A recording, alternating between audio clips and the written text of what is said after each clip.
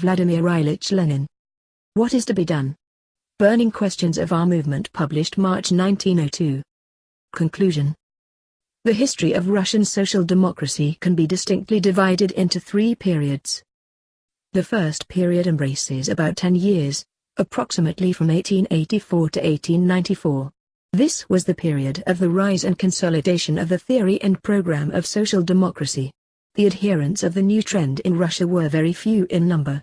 Social democracy existed without a working class movement, and as a political party it was at the embryonic stage of development. The second period embraces 3 or 4 years, 1894-98. In this period social democracy appeared on the scene as a social movement, as the upsurge of the masses of the people, as a political party. This is the period of its childhood and adolescence. The intelligentsia was fired with a vast and general zeal for struggle against narodism and for going among the workers. The workers displayed a general enthusiasm for strike action. The movement made enormous strides. The majority of the leaders were young people who had not reached the age of 35, which to Mr. N. Mikhailovsky appeared to be a sort of natural borderline.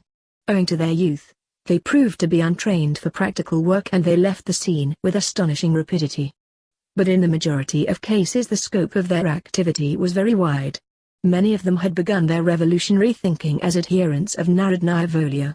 Nearly all had in their early youth enthusiastically worshipped the terrorist heroes. It required a struggle to abandon the captivating impressions of those heroic traditions, and the struggle was accompanied by the breaking off of personal relations with people who were determined to remain loyal to the Narodnaya Volia and for whom the young Social Democrats had profound respect. The struggle compelled the youthful leaders to educate themselves, to read legal literature of every trend, and to study closely the questions of legal narodism.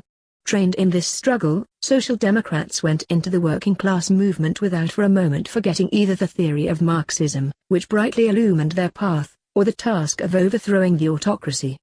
The formation of the party in the spring of 1898 was the most striking and at the same time the last act of the Social Democrats of this period. The third period, as we have seen, was prepared in 1897 and it definitely cut off the second period in 1898. This was a period of disunity, dissolution, and vacillation. During adolescence a youth's voice breaks. And so, in this period, the voice of Russian social democracy began to break, to strike a false note, on the one hand, in the writings of Messrs. Struve and Prokopovich, of Bulgakov and Berdiev, and on the other, in those of V. Lenin and R. M., of Begrachevsky and Martynov. But it was only the leaders who wandered about separately and drew back. The movement itself continued to grow, and it advanced with enormous strides. The proletarian struggle spread to new strata of the workers and extended to the whole of Russia, at the same time indirectly stimulating the revival of the democratic spirit among the students and among other sections of the population. The political consciousness of the leaders, however, capitulated before the breadth and power of the spontaneous upsurge. Among the Social Democrats, another type had become dominant, the type of functionaries, trained almost exclusively on legal Marxist literature, which proved to be all the more inadequate the more the spontaneity of the masses demanded political consciousness on the part of the leaders. The leaders not only lagged behind in regard to theory, freedom of criticism, and practice, primitiveness, but they sought to justify their backwardness by all manner of high-flown arguments. Social democracy was degraded to the level of trade unionism by the Brentano adherents in legal literature, and by the tailenders in illegal literature. The Credo program began to be put into operation, especially when the primitive methods of the Social Democrats caused a revival of revolutionary non-social democratic tendencies. If the reader should feel critical that I have dealt at too great length with a certain Rabochye-Diallo, I can say only that Rabochye-Diallo acquired historical significance because it most notably reflected the spirit of this third period.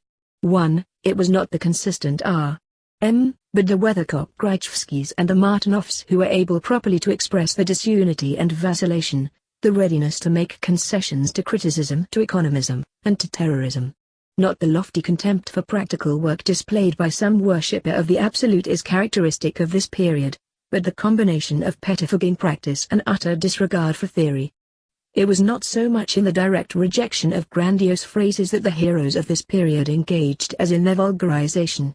Scientific socialism ceased to be an integral revolutionary theory and became a hodgepodge freely diluted with the content of every new German textbook that appeared. The slogan class struggle did not impel to broader and more energetic activity but served as a balm, since the economic struggle is inseparably linked with the political struggle. The idea of a party did not serve as a call for the creation of a militant organization of revolutionaries, but was used to justify some sort of revolutionary bureaucracy and infantile playing at democratic forms. When the third period will come to an end and the fourth, now heralded by many portents, will begin we do not know. We are passing from the sphere of history to the sphere of the present and, partly, of the future. But we firmly believe that the fourth period will lead to the consolidation of militant Marxism, that Russian social democracy will emerge from the crisis in the full flower of manhood, that the opportunist rearguard will be replaced by the genuine vanguard of the most revolutionary class. In the sense of calling for such a replacement and by way of summing up what has been expounded above, we may meet the question, what is to be done? With the brief reply: put an end to the third period.